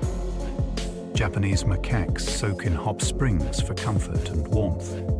High in the snowy mountains of Japan, where winter covers the landscape in ice, Japanese macaques gather in natural hot springs. Steam rises around them as they sit half submerged, eyes half closed, their faces red with warmth. They discovered these springs on their own generations ago, and now entire groups return each winter to enjoy the soothing water. The practice helps conserve energy in freezing weather and strengthens social bonds through shared relaxation. Young macaques play in the mist, while older ones rest in quiet companionship. This behavior shows more than clever adaptation. It shows an appreciation of comfort and experience, an understanding that warmth can be found through cooperation and curiosity. Few scenes in nature are as peaceful as a troop of snow monkeys in their mountain bath. The forest silent, but for the soft sound of rippling water. Howler monkeys have enlarged voice boxes that act as resonating chambers. Hidden in the rainforests of Central and South America, the voice of the howler monkey can travel for miles. The secret lies in a specialized bone in its throat that forms a natural resonating chamber, amplifying each call into a deep, rolling roar. The sound can shake the morning air and is often the first thing travelers hear when entering the jungle at dawn. Howler monkeys use these calls to defend their territory, keeping rival groups at a respectful distance without the need for conflict. Their powerful voices also help maintain cohesion within their troops, echoing through layers of canopy like living radar. Hearing one in person feels like listening to the forest itself speaking. The howler's voice is both warning and presence, a song that declares not just ownership, but existence, a reminder that even sound can shape space. Spider monkeys have prehensile tails strong enough to hold their entire body weight. Among all primates, spider monkeys possess one of the most extraordinary natural tools ever evolved. Their long, muscular tails act as an extra limb, capable of wrapping around branches with astonishing grip. They can hang completely suspended by the tail alone, while using both hands to gather fruit or groom companions. The underside of the tail tip is bare and ridged, almost like a fingerprint, giving it perfect traction. This adaptation allows them to move swiftly through the canopy, swinging and leaping across gaps with fluid grace. It also grants them safety, since a single quick curl of the tail can save them from a fall. Watching them move is like seeing flight without wings, a continuous motion of balance and rhythm. The prehensile tail is both anchor and lifeline, a perfect harmony of design and agility. Gibbons use their long arms to swing over 30 feet in a single movement. Few sights in the natural world are as breathtaking as a gibbon in motion. Using arms longer than their entire body, they swing hand over hand through the forest canopy in smooth, effortless arcs. This style of travel, called brachiation, lets them cover more than 30 feet in one fluid movement, reaching speeds that would leave a running human far behind. Their shoulders and wrists are built for freedom of rotation, absorbing the shock of each swing while maintaining control. Between movements, they seem to float, barely touching the air. Gibbons use this agility not only to move efficiently, but also to escape predators and reach fruiting trees high above the forest floor. The sound of their movement, a mix of rushing wind and rustling leaves, feels like the forest breathing in rhythm with their grace. Some primates can hold their breath underwater for more than a minute. In parts of Southeast Asia, macaques have learned to dive for food, plunging into rivers and coastal shallows to collect shellfish and aquatic plants. They open the shells with stones and eat the soft meat inside. To do this, they can hold their breath for more than a full minute, paddling with calm precision. Their nostrils close tightly, and their eyes stay open underwater, scanning for prey. Young macaques learn by imitation, watching older ones dive, and then trying it themselves. Over generations, this skill has become part of their culture, proving that adaptability is one of the greatest tools any species can possess. When a macaque surfaces, dripping and triumphant, it carries with it a small victory of learning over instinct. The act turns survival into mastery, blending courage, patience, and a touch of curiosity beneath the waves.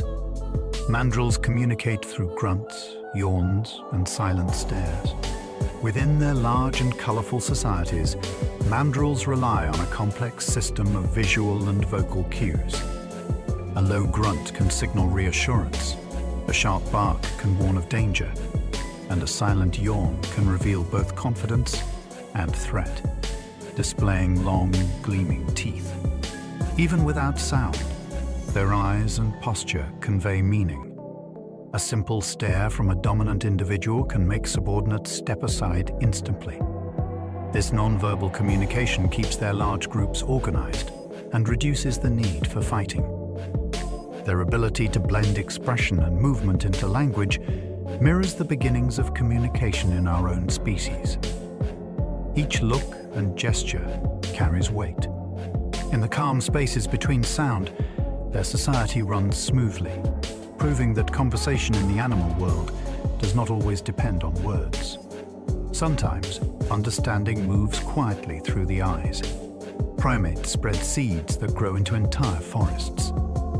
Every day, thousands of primates move quietly through the canopies of the tropics, carrying the future of the forest in their bellies. When they eat fruit, the seeds pass through their digestive systems unharmed, softened, and prepared to grow. As they travel, those seeds fall in new places, ready to take root. Over centuries, this constant motion has shaped entire landscapes. Trees that depend on monkeys or apes for seed dispersal often grow far apart, relying on these wandering gardeners to connect the forest. Without them, new growth would thin, and the balance between plant and animal would slowly fade. Each dropped seed is a promise of renewal, a quiet act of creation hidden inside everyday hunger. The great rainforests of the world exist, in part, because of this unbroken partnership between fruit and fur, between movement and life. Without monkeys, many tropical plants could not reproduce. Across South America, Africa, and Asia, countless trees have evolved fruit suited precisely for primates. The shape, color, and sweetness of the fruit entice monkeys to eat and carry the seeds far from the parent tree. Some seeds only germinate after passing through a monkey's gut, their hard shells weakened by stomach acid. When those monkeys disappear, the plants struggle too. In certain regions where primates have declined, researchers have found fewer young trees and poorer soil health. The entire cycle of regeneration begins to falter. Each fruit was designed over millions of years to tempt a particular mouth, a specific hand, a rhythm of climbing and dropping. Monkeys are not just consumers. They are pollinators of the ground itself.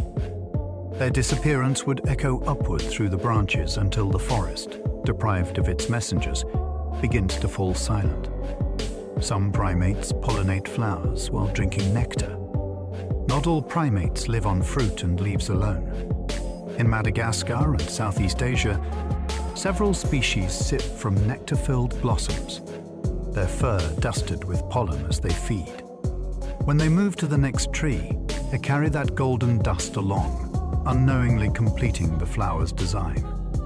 This quiet exchange, plant and primate in partnership, blurs the line between animal and ecosystem. Some flowers have even evolved to open at night, timed to the visits of nocturnal lemurs and lorises. In return for a little sugar, these primates perform the vital act of cross-pollination, helping the forest renew itself season after season. It is a perfect circle of give and take. Each sip of nectar is an unspoken promise between two living things that depend on one another to endure. The jungle blooms because its visitors remember where the sweetness lies. Orangutans help shape the rainforest by dispersing fruit seeds. As they move through the treetops of Borneo and Sumatra, orangutans eat hundreds of different kinds of fruit. Every meal scatters the future across the forest floor. They travel vast distances, spreading seeds through their droppings, ensuring that new trees can grow far apart from their parents. Some seeds are too large for birds or smaller animals to carry, leaving orangutans as their only reliable transporters. In this way, these solitary apes maintain the genetic diversity and structure of the forest. When an orangutan climbs to a high branch to pluck a fruit, it is unknowingly reshaping the landscape for centuries to come.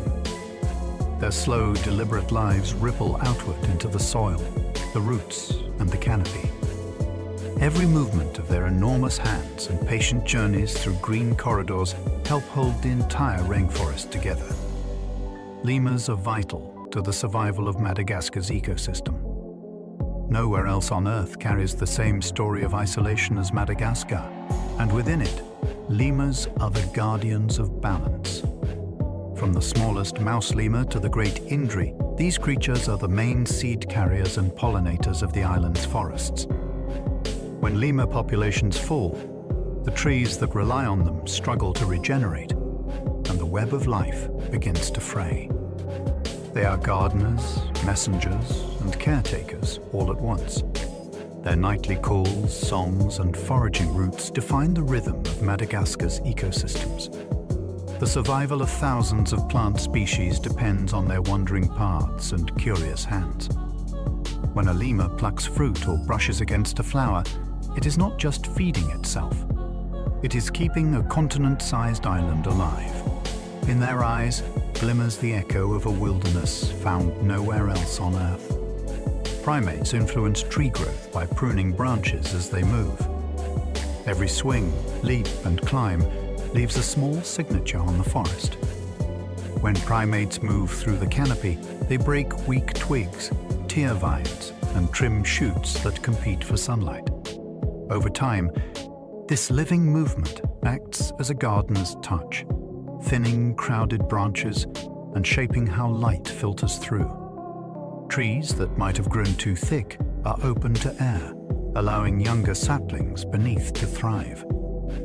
This subtle pruning alters how forests breathe, guiding the dance of shade and growth. Some scientists describe it as an ongoing conversation between tree and climber. The branches offer passage, and in return, the primates sculpt them through touch. The result is a living architecture maintained by motion itself, where every leap is both travel and caretaking, keeping the canopy alive through the rhythm of curiosity and movement. Their dung carries seeds that sprout miles away. To a passing glance, the droppings of monkeys and apes may seem like waste, but within them lie forests waiting to be born. The seeds encased in this rich mixture of nutrients have a better chance of germination than those left untouched. As primates travel long distances, they spread these seeds far from the parent trees, ensuring the forest grows in diversity and reach. When rain falls, the seeds take root in the soil already fertilized by their carriers. Over centuries, this natural cycle expands the boundaries of jungles, creating new groves and sustaining old ones. The forest quite literally passes through the bodies of its inhabitants. It is a silent collaboration between motion and life, where nourishment becomes creation. What seems like an ending is, in truth, the beginning of something green and growing again. Some monkeys act as ecosystem engineers without realizing it. By breaking branches, digging for roots, and scattering seeds, monkeys reshape the environment more than most creatures their size. Their actions affect which trees grow where, how sunlight reaches the forest floor, and what species of plants thrive. They create small openings that let light in, encouraging seedlings to sprout, while their discarded fruit remains become food for insects and birds. In this way, monkeys maintain the texture of the forest itself. They build habitats for others through simple acts of survival. Ecologists call such creatures ecosystem engineers because they alter their surroundings in lasting ways. Yet to the monkeys, it is just another day of living. Every leap, every bite, every movement is both a necessity and creation. The forest is their home and their canvas, shaped by hands that never stop moving and never stop giving back. The loss of primates can collapse entire forest networks. When primate populations vanish from the region, the change is not just silence. It is unraveling. The trees they once pollinated fail to spread. The fruits they ate rot where they fall. And the animals that depended on those fruits lose food and shelter. Gradually, the forest grows thinner, less diverse, and more fragile. In places where monkeys and apes have disappeared, scientists have documented fewer seedlings and shrinking canopies. What begins as a single extinction ripples outward until the entire ecosystem weakens. Primates are keystones in the grand design of life, their presence holding countless other species in balance. When they fall, the web that connects roots, leaves, insects, and birds begins to tear. Saving them is not charity. It is preservation of the green heart that keeps the world breathing. Saving primates means saving their habitats and countless other species. To protect a single species of monkey or ape is to protect an entire landscape. Conservationists often call this the umbrella effect. When we secure the forests, rivers, and mountains that primates depend on, we safeguard everything that shares that space: the orchids that bloom on branches, the frogs that hide under leaves, and the birds that weave nests in the power. Canopy. Every protected habitat becomes a sanctuary of abundance. Primates sit at the center of these efforts because their needs mirror the needs of the wild itself: space, food, community, and time. Their survival is intertwined with the planet's stability. When we save them, we save the invisible threads that hold the living world together. The future of countless species, including our own, depends on keeping their forests alive and filled with voices. Some primates glow under ultraviolet light. When viewed beneath ultraviolet illumination, the fur and skin of certain primates emit soft, otherworldly hues. Some lemurs, for example, show vivid blue patterns across their faces and hands, invisible under normal light. Scientists are still unraveling the reason behind this fluorescence. It may help them recognize one another at dusk or play a role in communication unseen by the human eye. The phenomenon blurs the boundary between biology and art, revealing that color is more than what we can perceive. It suggests that in the quiet dark of the forest, a secret spectrum glows among the branches, lighting up the hidden lives of those who move within it. To imagine the jungle under ultraviolet light is to picture a world painted in invisible fire, where the night itself shines softly with life. Monkeys can distinguish rhythmic patterns similar to human music. Experiments with capuchins and macaques have revealed that they can detect regular beats and pauses in sound. When researchers play repeating rhythms, the monkeys move their attention in time with the pattern, showing awareness of musical timing. Though they may not dance, their brains respond to rhythm in ways strikingly close to ours. This sensitivity may help them interpret vocal calls, which often have their own rhythm and pacing. In the wild, such timing could be the foundation for communication, alerting others to predators or food through patterned sound. The connection between rhythm and emotion, so central to human music, seems to reach far back in our shared history. The next time a rhythm makes your body move, remember that the roots of that instinct may lie deep in the ancient trees where our ancestors once listened together. Chimpanzees drum on tree roots in spontaneous rhythm. In African forests, male chimpanzees often approach hollow tree roots and strike them with open hands or sticks, producing deep, resonant sounds that roll through the canopy.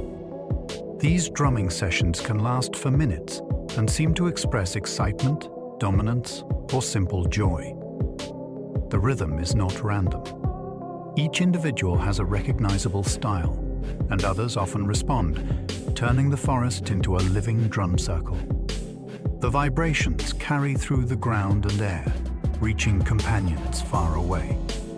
Some researchers believe this behavior may be the evolutionary seed of musical rhythm in humans. To hear it echo through the forest is to witness the primal origin of beat and pattern, a language older than words. In that pulse of wood and skin lies the memory of something shared, an ancestral rhythm that still lives quietly in our bones. Bonobos show a preference for harmony over dissonance. When given a choice between two melodies, one smooth and one jarring, bonobos consistently spend more time listening to the harmonious tune. They seem drawn to consonant sounds, just as humans are. This response suggests that the appreciation of harmony might not be cultural, but biological, a reflection of how the brain finds pleasure in balance.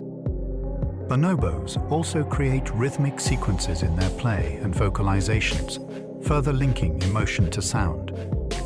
Music, in its most ancient form, may have begun as a shared feeling between relatives of our kind. In the peaceful societies of bonobos, where cooperation rules, the love of harmony mirrors their way of life. They seem to find comfort in order and resonance, as if their hearts and ears are tuned to the same quiet truth that beauty often lies in balance. Gorillas use body postures to speak in silent communication. Every movement of a gorilla carries meaning. A sideways glance can signal uncertainty, a slow chest turn can warn an intruder, and a lowered head can show submission. Within their families, gestures replace words entirely. Young gorillas learn to interpret these subtle cues from their elders, building a language of motion. This non-verbal communication keeps peace within the group, allowing complex social structures to thrive without constant noise. Researchers who spend years with gorillas often learn to read these signals themselves, realizing how expressive and deliberate they are. The forest where gorillas live is filled with sound, yet their own language often moves through stillness. It is conversation through posture and patience, a dialogue written in muscle and breath. In their calm movements, we can glimpse a reflection of the first forms of understanding that shaped our own communication. Some primates appear to play practical jokes on one another. Playfulness among monkeys and apes often takes surprising turns. In captive and wild settings, individuals have been seen teasing companions by stealing objects, pretending to give them back, then pulling away at the last second. Others hide food or start playful chases, only to stop abruptly and watch the reaction. Scientists studying these behaviors believe they show a sense of humor and awareness of others' expectations. To trick another for amusement requires understanding what that individual anticipates, a sign of complex cognition. The laughter-like panting sounds that follow such moments resemble joy more than malice. In these simple games lies the early spark of creativity, a delight of bending reality just for fun. When primates play tricks, they remind us that intelligence is not only serious, it also smiles. A few species exhibit compassion toward injured birds or small animals. There are stories from forests and sanctuaries of monkeys gently touching wounded birds, or apes lifting small creatures that have fallen from trees. They do not harm them, but seem to examine them with care, sometimes even trying to help. One orangutan was once observed placing a fledgling back onto a branch after it had fallen. Such moments are rare but profound, showing an emotional awareness that stretches beyond species boundaries. Compassion of this kind suggests a mind capable of empathy for the unfamiliar. It tells us that the line between human kindness and animal instinct may be thinner than we once thought. When a primate pauses to comfort another being, the world feels momentarily unified, as if life recognizes itself in every fragile heartbeat. Primates can sense social tension and attempt to ease it. In groups of baboons, macaques, and chimpanzees, individuals often step in when fights break out, offering touch or grooming to diffuse the mood. Some approach the aggressor, others comfort the victim, restoring calm before the group fragments. This behavior requires emotional intelligence, an ability to read the atmosphere and respond to it. These peacekeepers are essential to maintaining harmony within social groups that rely on cooperation for survival. Their awareness extends beyond self-preservation to include the well-being of others. It mirrors the roots of human diplomacy and empathy, proving that understanding emotion is not unique to our species. In the forest, peacekeeping happens not through words, but through touch. A hand on the shoulder, a soft sound, a moment of shared breath. Each one restores balance where it might otherwise be lost. Some monkeys use specific alarm calls for specific predators. In the forests of Africa, vervet monkeys have developed a complex vocabulary of alarm calls. One distinct sound warns of leopards, another alerts to eagles, and a third signals snakes. When a particular call is heard, the group responds appropriately, climbing trees, looking upward, or scanning the ground. These learned responses show that the calls carry true meaning, functioning as words rather than reflexes. The system is passed down through generations, refined by experience. It demonstrates that language, in its simplest form, began not as poetry or art, but as survival. Each alarm call is a message, clear and pungent, proving that communication shaped by danger can give rise to understanding.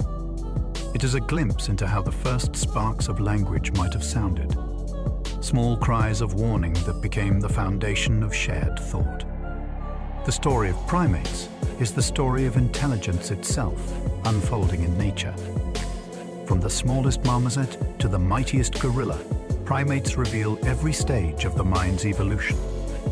In their play, we see imagination. In their tools, foresight. In their social lives, empathy and strategy. Across millions of years, they have explored nearly every way a brain can think, feel, and connect. They have built families, forged alliances, and shaped entire forests simply by living. Their eyes, so like ours, look back across the ages with a quiet reminder of where we came from.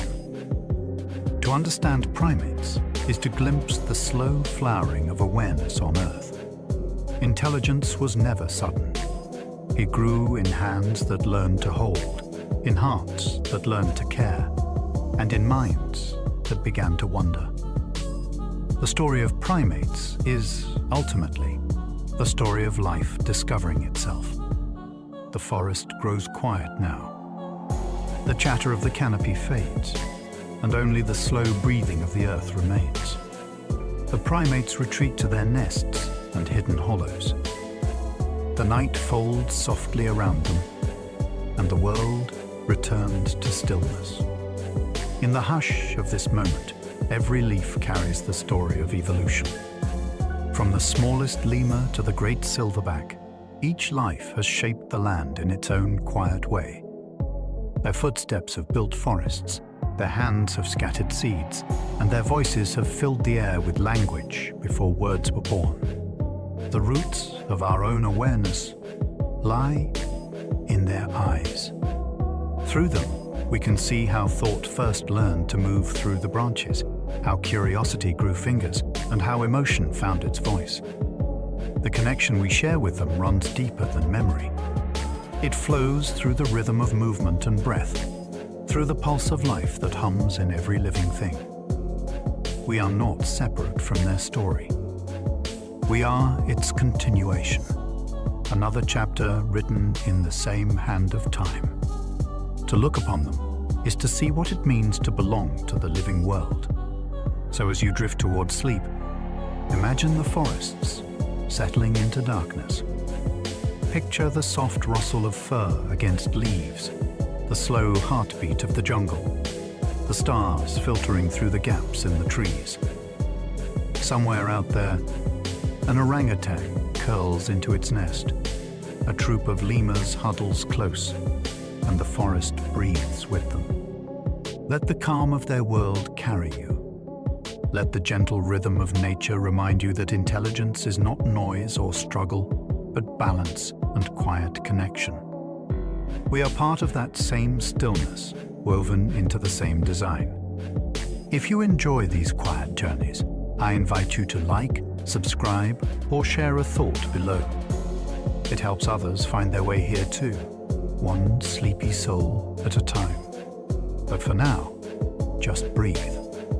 Let your eyes grow heavy, and let the forest cradle your thoughts. Good night.